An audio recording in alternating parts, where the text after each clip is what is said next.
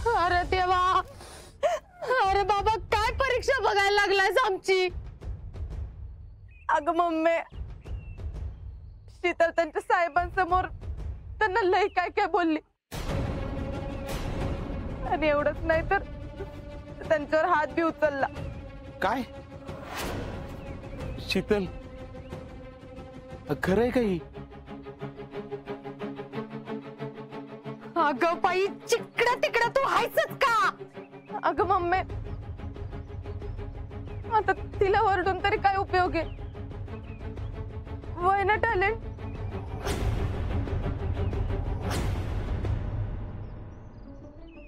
म्हणजे झालंच असं की शीतलनं सगळ्यांसमोर भैयांचा अपमान केला तिथं, त्यामुळे तर सगळं अवघड आहे आता. आणि आता पक्षश्रेष्ठी साहेबांचा गैरसमज बी कसा दूर होणार आता? पण समजा शीतलनंच केलं तर? हा, असं काहीतरी होऊ शकतं. नाही म्हणजे शीतलनं जर तो गैरसमज दूर केला तर यांना पक्षात परत जागा मिळेल का? हा, तशी आशा करायला काय हरकत नाही. म्हणजे भैयांना काम पूर्वी केलंच आहे ना, त्यामुळे त्यांचं काम तर वाया जाणार नाही ना. पण परत मुद्दा हाच येतो की पक्षश्रेष्ठी साहेबांचा गैरसमज कसा दूर होणार?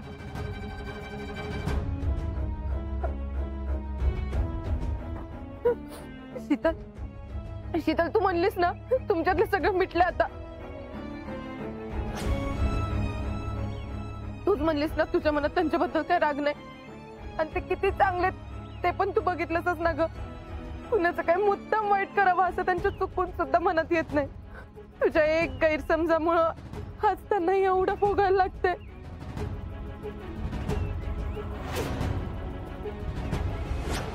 हे बघ, तुला जर काय वाटत असेल, म्हणजे जर का तुला वाटत असेल की माझं भलं व्हावं, माझा संसार सुखाचा व्हावा, तर जरा एकदा विचार कर की ग शीतल.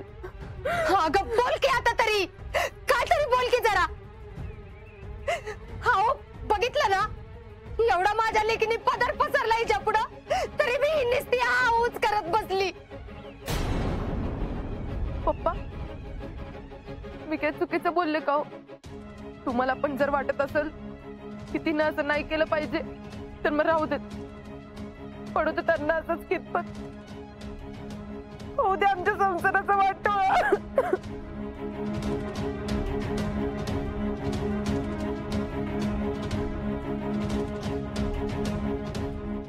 शीतल, तुला काय वाटतंय? मी सांगते की एवढंच जर तिला वाटलं असतं ना तर कवाच तिने माफी मागितली असती. पण मागितली का? नाही. का नाही मागितली?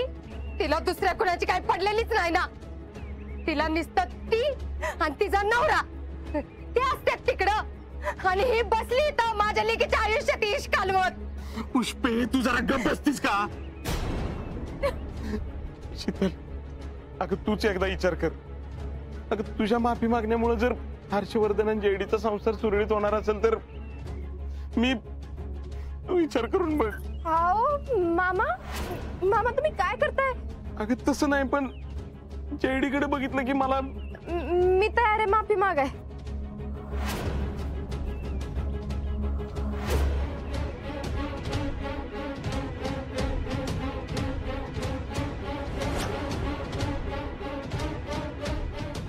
असं उपकार केल्यासारखं बोलू नकोस. तुझ्या जर खरंच मनात असेल ना तरच बोल. अहो नाही मामी, असं का म्हणताय तुम्ही? खरंच वाटतंय म्हणूनच म्हणते मी. मी त्यांना बोलवते, बघते ते येतात का. अहो ऐकता का? शीतलला तुमच्या सोबत काहीतरी बोलायचंय. अहो या ना. नाही नाही, नको नको. अहो असं नका नव करू. आपल्या संसाराची काळजी म्हणून तरी या की हो. मी म्हणते म्हणून तरी या. बर.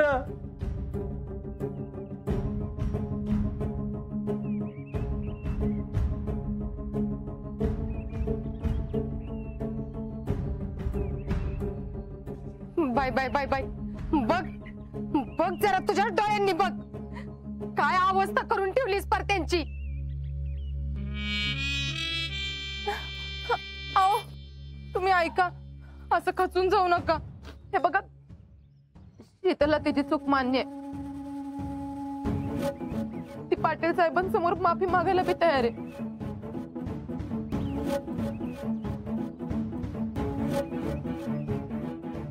मग त्यानंतर तुमच्यावरती सगळे आरोप पुसले जातील. तुम्ही उगत शीतल यांच्यावर प्रेशर आणू नका. अहो नाही नाही नाही, आम्ही कुणी सुद्धा काय बोललेलं नाही तिला. तिची ती मनानेच तयार झाली. खरं का? अहो होय, खरंच तर. अगं बोल की आता तरी. होय, मला कळलंय.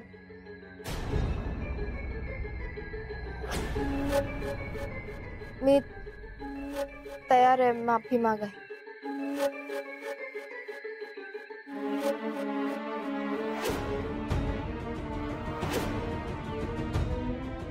नाही,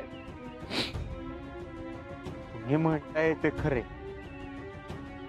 आणि त्यांच्या समोर माफी मागायची म्हणजे एकदम ठामपणे मागितली पाहिजे. वय मग सांगाल किती? मामी, मी जरा स्पष्टच बोलतो. कसं आहे मामा, शब्द देणाऱ्यापेक्षा लिहून देणाऱ्यावर जास्त विश्वास ठेवतात लोक. म्हणजे जी कसं आहे, शीतल यांना खरंच माफी मागायची असेल तर त्यांनी लेखी माफीनामा द्यावा.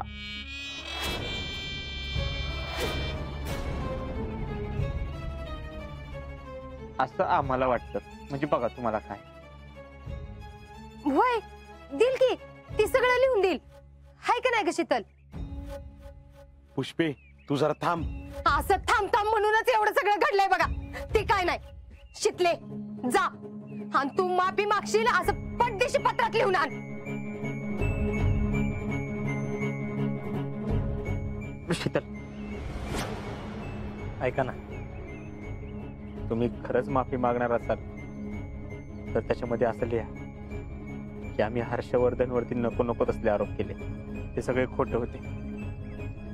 खरं तर तेव्हा आमची मानसिक स्थितीच नीट नव्हती आणि त्याच्यातूनच असं कृत्य घडलं.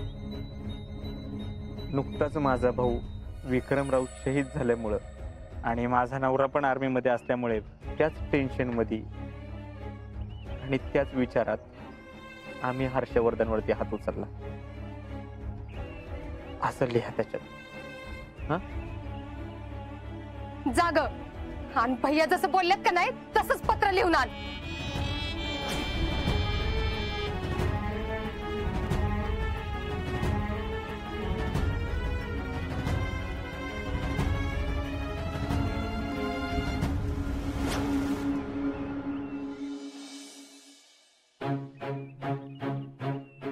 शीतले, फोन करता येत नाही म्हणून मी हे पत्र लिहितो. मी इथं आल्यापासून लईच गोंधळ झाला. सुट्टीवरून जाताना जर ट्रेनला उशीर झाला तर TC कडून लेटर घ्यायचं असतं, नाहीतर दुसरं काय कारण असलं तर ते युनिटला कळवायचं असतं. पण नेमकं ते माझ्या डोक्यात नाही राहिलं बघ. मला शिक्षा झाली खरी, पण ती माझ्या भल्यासाठीच आहे. भाऊजीला चुका करून चालत नाही शीतले. पण एक चूक माझ्याकडून झाली का काय असं वाटतंय बघ. ती म्हणजे मी तुला एकटीला तिकडे सोडून आलो. मी इथं आल्यापासून गेले 5-6 दिवस आपलं बोलणंच झालं नाही. घरात ते भैया अजून आहे का, नेमकं काय झालं असेल, तू व्यवस्थित आहेस ना, अशा विचारांच्या भुंग्याने माझं डोकं पार पकडून काढलंय बघ. पण शीतले, मला तुझ्यावर पूर्ण विश्वास आहे. काय जरी झालं ना, तू सगळं नीट सांभाळून घेशील. आजी घेशील ते हाजीर.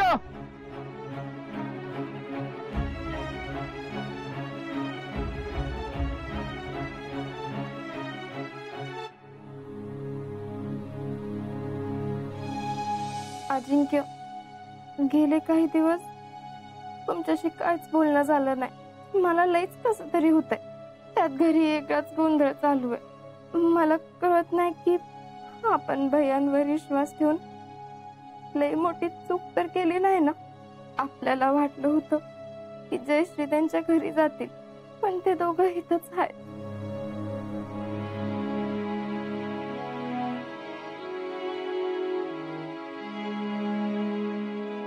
जावयासाठी म्हणून सगळ्यांनाच उठबस करायला लागते आणि त्याचा फायदा ते घ्यायला लागल्यात. अजिंक्य, मला तुमच्याशी बोलायचंय. तुमच्याशी बोललं की मला आपोआप बळ येतं. मी कशालाही तोंड देऊ शकते आणि आता मला बोलायची लई गरज बी आहे तुमच्याशी. पण तुम्ही आधीच त्यांना तिथं शिक्षा झाली आहे, त्यात त्यांनी असं काय तर पत्र वाचलं तर इकडे यायची लई इच्छा होईल त्यांना. नाही नाही, नको नको, असं काही नको कराय. अजिंक्य, तुमच्याशी बोललं नाही म्हणून काय झालं? या परिस्थितीत तुम्ही इथं असता तर काय केलं असतं? मी बी तेच करणार.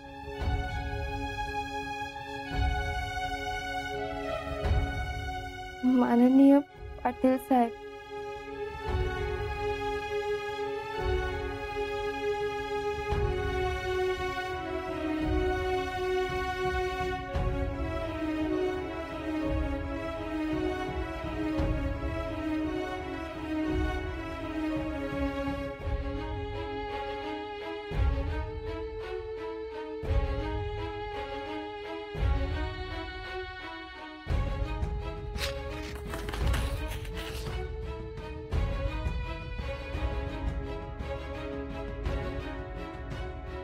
शिकले, तुला या घरासाठी एवढं केलं पाहिजे.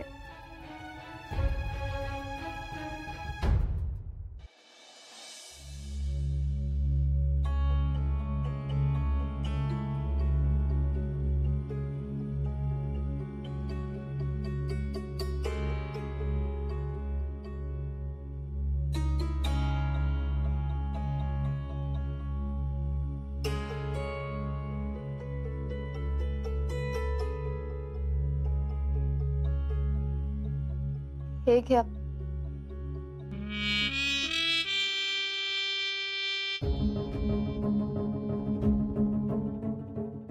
नशीब, आता तरी अक्कल आली म्हणायची. शीतल, थँक्यू बर का. तुमचे लई म्हणजे लईच उपकार झाले. नाही, उपकार म्हणजे उशिरा नका होईना, पण तुझी चूक तुला कळाली हे एक बरं झालं बघ. शीतल,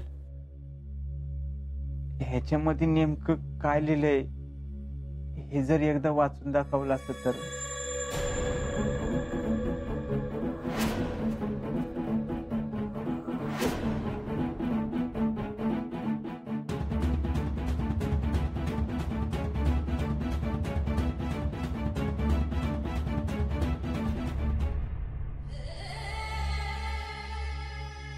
माननीय पाटील साहेब, हे पत्र मी तुमची माफी मागण्यासाठी लिहित आहे.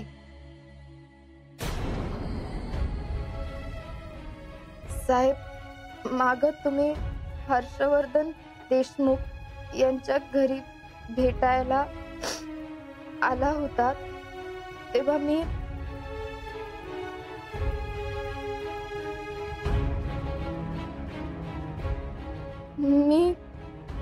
तुमच्या समोर हर्षवर्धनना कानाखाली मारली.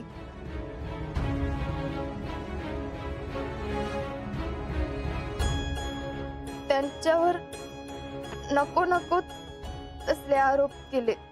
साहेब, ते सगळे आरोप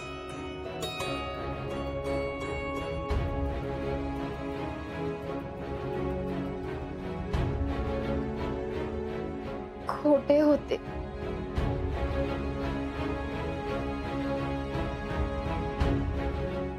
खर तर तेव्हा माझी मानसिक स्थिती व्यवस्थित नव्हती आणि त्यातूनच माझ्या हातून हे कृत्य घडले त्यावेळी विक्रमचा झालेला मृत्यू आणि माझा स्वतःचा नवरा सुद्धा आर्मीत असल्याने मला प्रचंड टेन्शन आले होते.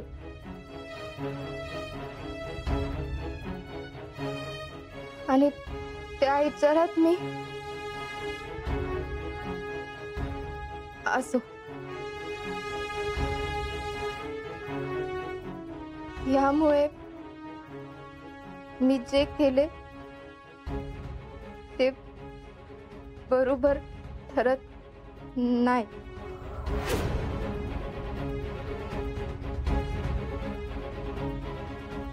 पण माझ्यामुळे तुमचा हर्षवर्धन बद्दल गैरसमज झाला हे मी मान्य करते.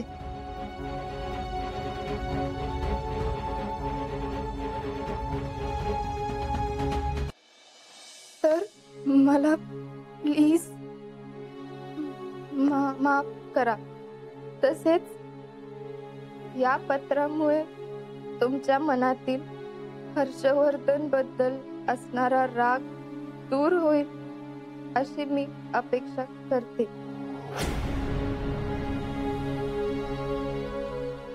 माझ्या चुकीमुळे त्यांना शिक्षा भोगावी लागत आहे. मोठ्या मनाने त्यांना माफ करा. आपली नम्र शीतल अजिंक्य शिंदे. भैया बरोबर आहे ना ताई? हा, ऐकायला तरी बरं वाटते.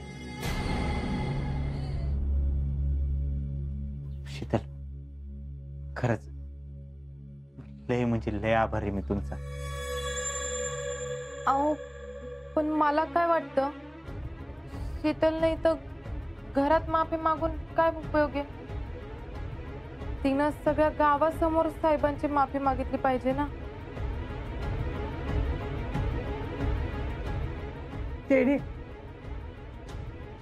आता तिने समजा लिहून दिलंय की. अगं वय जिजे, मान्य तिने लिहून दिलंय, पण साहेबांना असं वाटू शकतं ना की हे पत्र यांनीच लिहिलंय. हा, असं वाटूच शकतं. शीतल, तुझ्याकडनंच त्यांना कळालं तर काहीतरी होऊ शकतं बघ. मला बी असंच वाटते. शीतल, आज साहेब येतील कार्यक्रमात, तेव्हा तू त्यांची माफी माग. हा अगं पण जेडे, अगं त्यांनी जबाबदारी घेतली ना आमच्या संसाराची.